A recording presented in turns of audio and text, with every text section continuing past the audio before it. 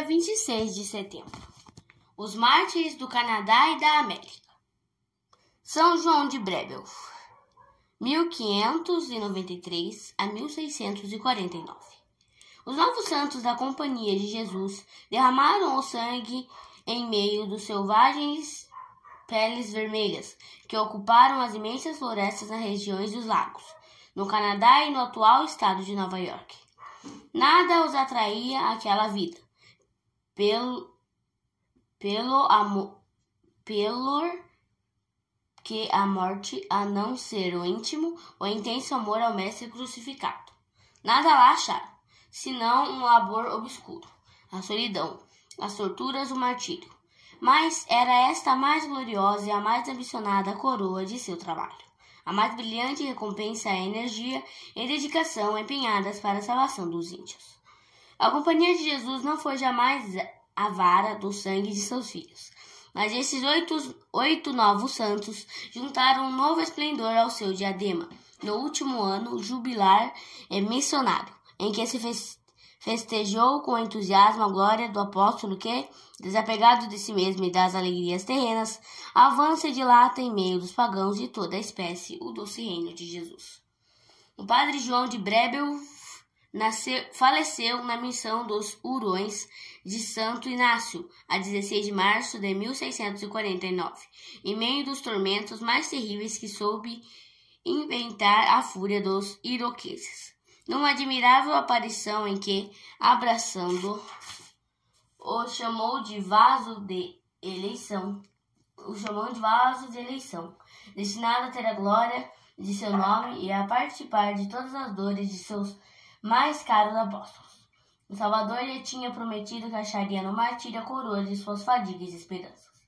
Por seu lado, o homem de Deus, mais de 12 anos antes de morrer, tinha feito o pedido que repetia todos os dias, quando apertava nas mãos o corpo de Jesus, de fazer sofrer quando pudesse, para glorificá-lo e mostrar-lhe o seu amor. De modo tal, acrescentava, que não me será mais lícito fugir da ocasião de derramar meu sangue por ti, e quando receber o golpe de morte, quero ser obrigado a recebê-lo de tuas mãos com toda a alegria de minha alma.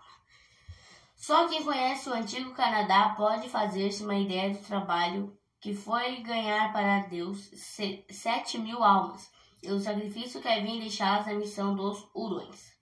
Esses selvagens, de que muitos estavam para tornar-se não só fervorosos cristãos, mas também mártires pela fé, tinham cumulado de ultrajes e de maus tratos. O próprio demônio, sob a forma mais horrenda, o tinha assaltado, mas ele se contentava a responder: pode fazer de mim o que Deus lhe permite. Essa simples palavra era bastante para pô-lo em fuga. As ignomínias não lhe pareciam humilhações, porque nada fazendo de si próprio não o atingiam. E quanto menos se via considerado e estimado, tanto mais alegria em seu coração experimentava. Na madrugada do último dia da sua vida, quando o bando de iroqueses inesperadamente atacou a missão de Santo Inácio, ele, cheio de alegria por ver próximo o momento do seu holocausto, mas cheio também de amargura e compaixão dos pobres prisioneiros, destinados às mesmas torturas, disse-lhes: meus filhos, nas mais duras aflições, elevemos os olhos aos céus. Lembremo-nos de que Deus é testemunha dos nossos sofrimentos e em breve será a nossa doce recompensa. Rogai a Deus por nós, respondiam eles. O nosso espírito estará no céu, enquanto os nossos corpos sofrem aqui na terra. Começou então o suplício do glorioso mártir, que não tem igual na história dos mártires. Com prelúdio arrancaram-lhe as unhas, e todo já ensanguentado amarraram-no a um poste, que ele, afirmando as testemunhas daquela cena horrível, abraçou como objeto de grande estimação. Depois queimaram-lhe o pescoço, o peito e as costas com machadinhas incandescentes. Fizeram-lhe uma cintura de cortiça embebida em piche e resina, a que aplicaram fogo. Outros vinham com facas e ganchos em brasa, atravessavam-lhe as carnes, cortavam pedaços e avidamente os devoravam diante dos seus olhos. Ainda outros, depois de lhe terem tostado a testa, trouxeram água quente para lavá-la, parodiando as cerimônias do batismo. O que exasperava e levava seu furor ao auge do delírio foi a calma com que sofreu tudo isso durante 3 horas, sem uma queixa, só rezando.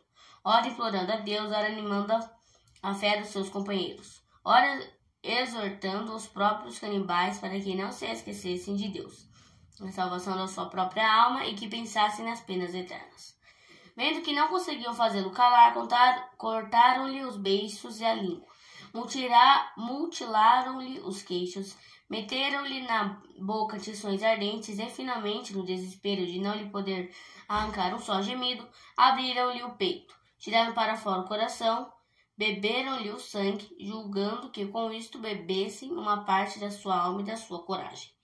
João de Brébeuf nasceu aos 25 de março de 1593 em Condé-sur-Viry, em família nobre dedicada à igreja e à fé. Entrou na Companhia de Jesus aos 8 de novembro de 1607, partiu para as missões dos Peles Vermelhas em 1625, morreu com 50 anos de idade. São Gabriel L'Allemand, 1610-1649. Nasceu em Paris, aos 19 de outubro de 1610. Fez-se jesuíta e, em companhia do padre de Brébeuf, trabalhou nas missões dos Hurões, onde 15 horas depois de seu companheiro e mestre, quando tinha apenas 39 anos de idade e 16 anos de vida missionário, sofreu como este martírio. O padre L'Allemand era de compleição fina e delicada, mas de um fervor angélico. No seu longo e doloroso martírio, demonstrou uma fortaleza admirabilíssima, condigna do voto que fizera a Deus de dedicar sua vida à obra da conversão dos Hurões. Preso juntamente com o padre de Brébeuf, foi testemunho ocular das torturas de que foi vítima seu grande mestre.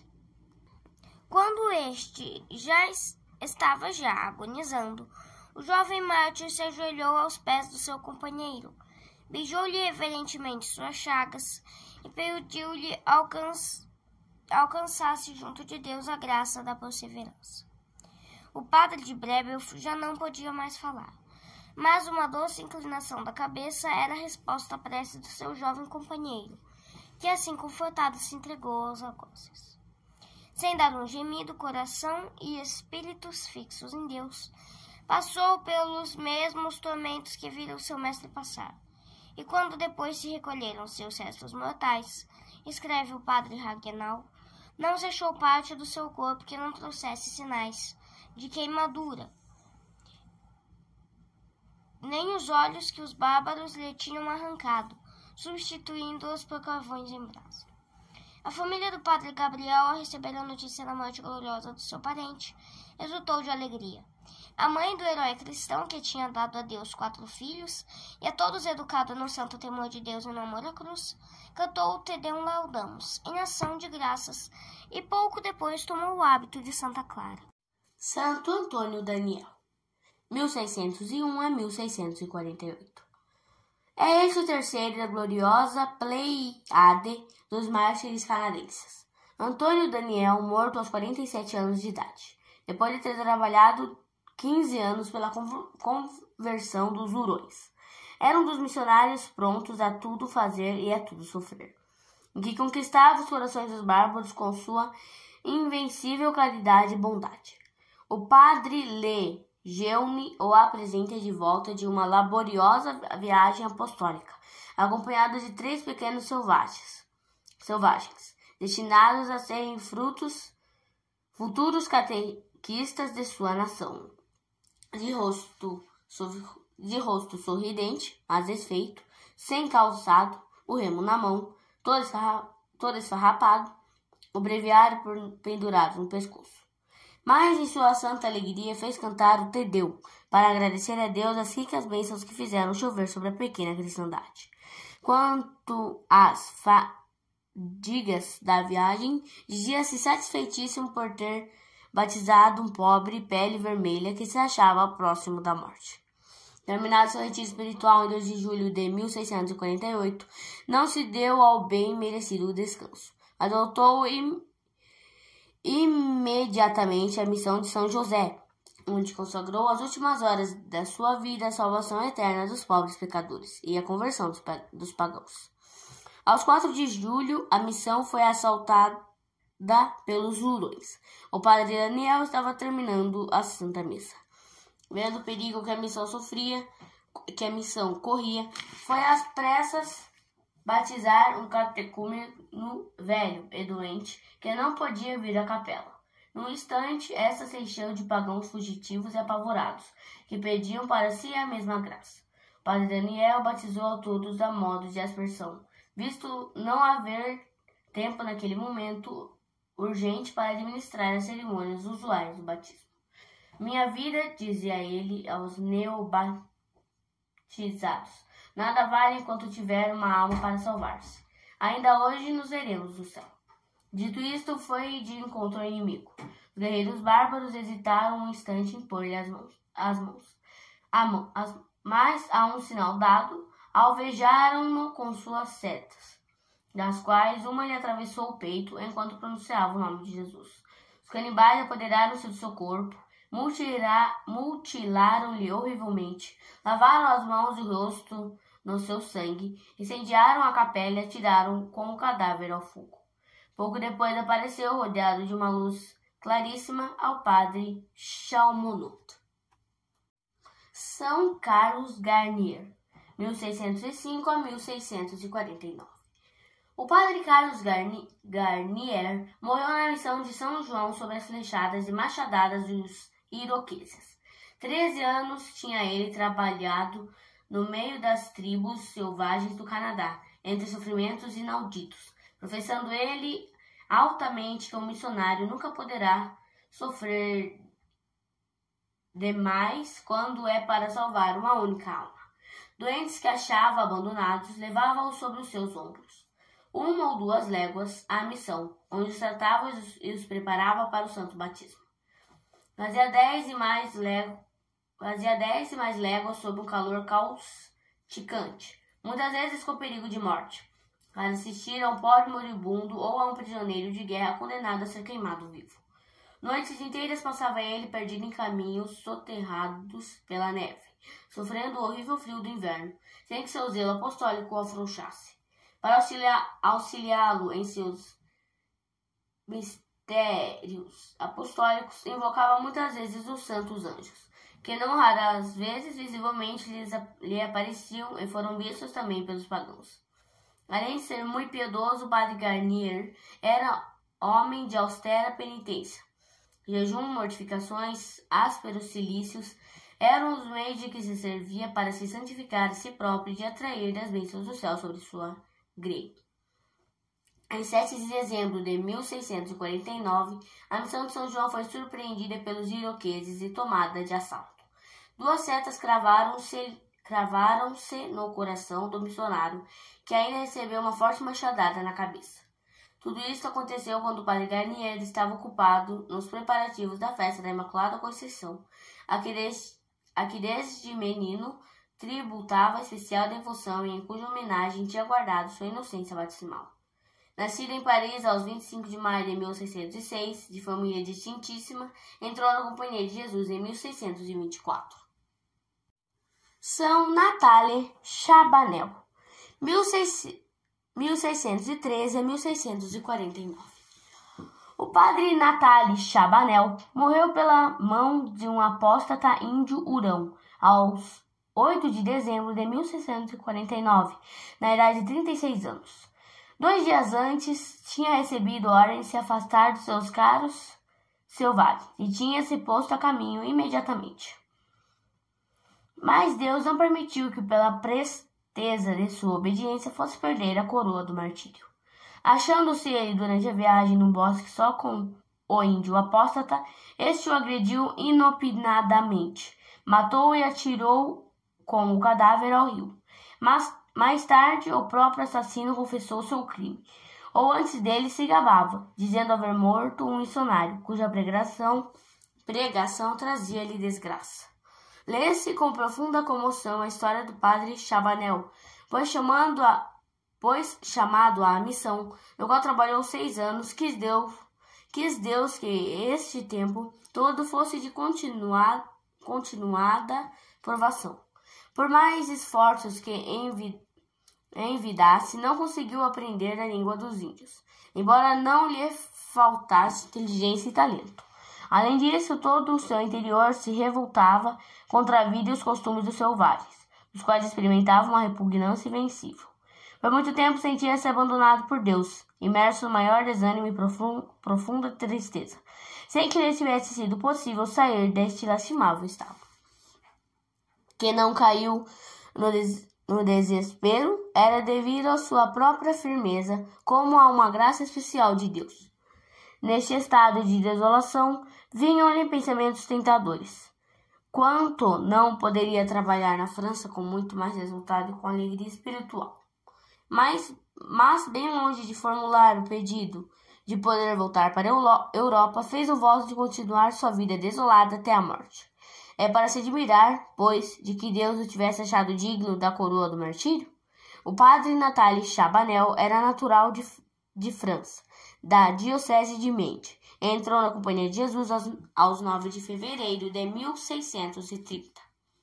Santo Isaac Jogues, 1607 a 1646. Filho de família distinta de Orleans, Jogues nasceu aos 10 de janeiro de 1607. Entrou na Companhia de Jesus em 1624. 12 anos depois de seus superiores mandaram-no para as missões do Canadá, não atendendo seu anterior pedido de poder trabalhar na Etiópia. 3 vezes penetrou em território dos iroqueses, que corresponde ao estado de Nova York, e sofreu torturas inomináveis dos selvagens bárbaros, quando alguns dos seus companheiros foram mortos pelos mesmos. Um convite insistente dos holandeses para se aproveitar da hospitalidade da colônia Rensselaerswyck, Jogues não o aceitou. Em 1643, interrompeu seu trabalho missionário e fez uma viagem à Europa. Em 1645, vemo-lo de novo entre os peles vermelhas e fundar a Missão dos Mártires. Os iroqueses desta vez pareciam mais pacíficos. Foi preciso dirigir a Roma um requerimento para obter licença de celebrar a Santa Missa com os dedos mutilados, como o padre Jogues ostina. O Papa, lendo a petição, exclamou: seria injusto não permitir a um mártir de Cristo beber o sangue de Cristo. Eu concedeu-lhe o privilégio. Por diversas vezes tentou pôr-se em contato com os selvagens, mas sem o menor resultado. Na terceira viagem que fez aquela missão, um grupo de ferozes Mohawks o assaltaram e deram-lhe a morte a golpes de machado. Depois de mutilado horrivelmente o cadáver, atiraram nas águas do riacho Caughnawaga. O chefe dos bandidos logo depois foi preso pelos Algonquins, que o condenaram à morte pelo fogo. Por uma graça extraordinária, talvez fruto da intercessão do Santo Mártir, converteu-se e foi batizado pelo padre Lejeune, que lhe deu o nome de Isaac. Suportou com coragem as torturas, invocando o nome de Jesus e bendizendo a Deus. Embora o padre Jogues não tenha colhido muitos frutos do seu trabalho entre as peles vermelhas, é ele fundador da missão e por ela derramou seu sangue. À sua intercessão são atribuídos vários milagres. A flor mais bela que brotou daquela terra embebida do sangue do mártir é o lírio da tribo dos iroqueses, a serva de Deus Catarina Taquiwita. São Renato Goupil, 1607 a 1642. Renato Goupil, fiel companheiro de sofrimento e de cativeiro do padre Jogues, morreu assassinado aos 29 de setembro de 1642. O padre Jogues chamava-o mártir da obediência, da fé e da cruz. Poucos dias antes da sua morte, tinha feito voto de religioso, mas havia muito que, de coração, pertencia a Deus, e praticava as mais heróicas virtudes, procurando em tudo cumprir a santíssima vontade de Deus. Quando se falava em ir aos Jurões, seu coração, prevendo os perigos, exultava de alegria no antegozo de um cruel martírio, que poderia sofrer por Jesus Cristo e que de fato sofreu. Apenas caído nas mãos dos iroqueses, os bárbaros arrancaram-lhe as unhas, trituraram em seguida com os dentes as pontas dos dedos e aplicaram-lhe o fogo dos seus cachimbos acesos. Levaram-no de aldeia em aldeia, onde a população, armada de cacetes e varinhas de ferro, o fazia passar por uma chuva de golpes. Estava o pobre irmão desfigurado, seu corpo parecia uma só chaga. Por mais de um mês e meio depois desse cruel martírio, teve de sofrer os mais indignos ultrajes da parte dos selvagens. Nudez, fome, sede, ardor do sol, a gangrena nas feridas, a mordedura dos insetos. Renato, em meio destas torturas, não cessava de bendizer a Deus e de animar-se pelo exemplo do seu divino mestre. Até que um dia dos selvagens lhe racharam a cabeça por ter feito o sinal da cruz sobre a testa de uma criança. Goupil, natural de Angers, bem jovem, seguiu para Canadá como companheiro apenas dos padres. Morreu com 35 anos. São João de Lalande. João de Lalande acompanhou o padre Jogues na sua terceira expedição em território dos iroqueses. Surpreendido e feito prisioneiro com o padre, sofreu com ele toda sorte de crueldades e foi morto um dia depois dele por um golpe de machado na cabeça, em 19 de outubro de 1646. Com Renato, Goupil tinha deixado sua terra para prestar aos missionários e na pessoa deles a Deus o tributo de seus serviços, da sua energia e do seu sangue. Com exceção de São João de Brebeuf e de São Gabriel Lallemant, não existem relíquias dos 8 mártires de Canadá, e essas foram transportadas para Quebec, onde se acham expostas em ricos relicários da devoção dos fiéis. Tanto mais viva ficou a memória desses heróis que deram ao mundo cristão um exemplo eficaz de uma vida intemerata sacrificada, e cuja intercessão é invocada pela cristandade. Admirável tem sido o grande número de graças espirituais e temporais obtidas por meio dessa intercessão. São em particular dignas de menção curas obtidas com a aplicação de relíquias do padre Brebeuf. Para conservar e perpetuar a memória dos santos mártires canadenses, construiu-se uma bela igreja no país, que foi o campo dos seus trabalhos apostólicos, em Penetangicene, Ontário, do antigo território dos Hurões. Também na colina que foi teatro do martírio do padre Jogues e dos seus 2 companheiros, que hoje leva o nome de Montanha da Oração, perto da localidade chamada Auriesville, Nova York, se elevava um modesto oratório, dedicado a Nossa Senhora dos Mártires, muito procurado na estação do verão por grandes e numerosas romarias, muitas vezes guiadas por bispos e cardeais. O antigo ódio existente entre os povos dos Hurões e Iroqueses fez com que esses mais fortes e mais bárbaros decidissem o extermínio dos outros. Os Hurões, acossados e perseguidos, desanimados e desesperados, incendiaram suas próprias aldeias e refugiaram-se na residência dos padres em Santa Maria, onde foram batizados 2.700 peles vermelhas de sua tribo. Como a própria missão não lhes pudesse garantir toda a segurança, uma parte uniu-se com os próprios iroqueses, e com eles fundaram um pequeno núcleo cristão. Os outros se retiraram para as regiões do Lago Superior. A pedido dos cristãos Hurões, os padres abandonaram sua querida residência de Santa Maria e estabeleceram-se na Ilha dos Cristãos. O fervor dos cristãos era extraordinário, mas os invernos terríveis, fome, epidemias e novas perseguições dos iroqueses obrigaram-nos a abandonar também este último reduto. Foram então cada um para o seu lado, uns para Quebec, outros para a Ilha d'Orléans e outros lugares. Nunca mais se reuniram para formar uma nação. Hoje ainda existe uma paróquia católica fervorosíssima dos Hurões, a paróquia da Santíssima Virgem de Loreto. Reflexões. Não se lê a vida e o martírio dos missionários canadenses sem comoção da alma. Martírios como esse só os encontramos iguais nas missões da China e do Japão. Ao ler essas páginas espontâneas nos vem a pergunta: Por que esses homens inteligentes, preparados, abandonaram sua terra civilizada, que lhes oferecia todo o conforto, e se transportaram para as regiões inóspitas de um país pouco conhecido, habituado por selvagens, baldos de toda a cultura, pagãos e de sentimentos ferozes? A resposta temos na vocação missionária, que desperta e cultiva no coração do missionário dois sentimentos: o de um amor ardentíssimo a Jesus crucificado e outro de um zelo sem limites pela salvação das almas. A vida do missionário é a prática exatíssima do mandamento de nosso Senhor: amar a Deus sobre todas as coisas e ao próximo como a si mesmo. Os nossos missionários mártires eram possuidores dessas virtudes em grau heróico, como mostra sua conduta no meio de tantas e tão atrozes torturas, cuja descrição nos causa pavor.